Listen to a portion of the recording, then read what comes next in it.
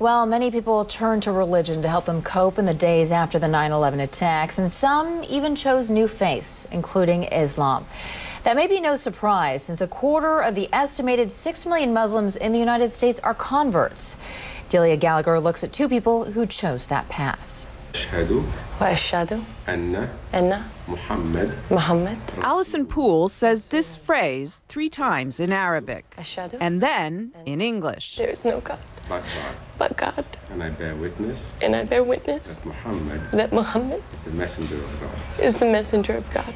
And her conversion ceremony is complete. She's now a Muslim.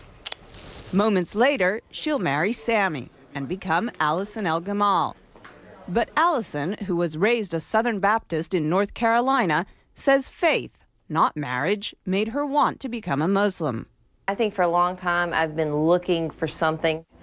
There's been like a piece missing. Always one little thing that maybe wasn't right.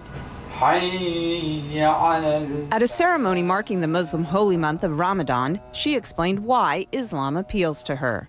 I think because it's much more about peace. I'm praying 5 times a day. It's kind of hard to go out and say bad things or do bad things when you're praying 5 times a day. And you have to believe. The imam who married Alison says he's seen more American converts recently, in part because of the prominence of Islam in the news. It may sound paradoxical, but what happens is that when something becomes more in the news, people tend to want to know about it.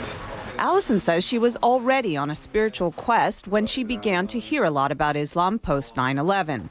Barbara Cardebuke, another recent Muslim convert, says 9/11 also played a part in her conversion. After 9/11, I thought this is the time when people really have to start looking for real answers to get away from everybody fighting back and war. You have to start looking towards God. Barbara says through Islam she found a one-on-one relationship with God she was unable to find as a Roman Catholic. I always felt when you go to church, you're praying to Jesus or you're doing Hail Marys. You're not, I used to think, well, where's God? She says her family has been mostly supportive of her conversion.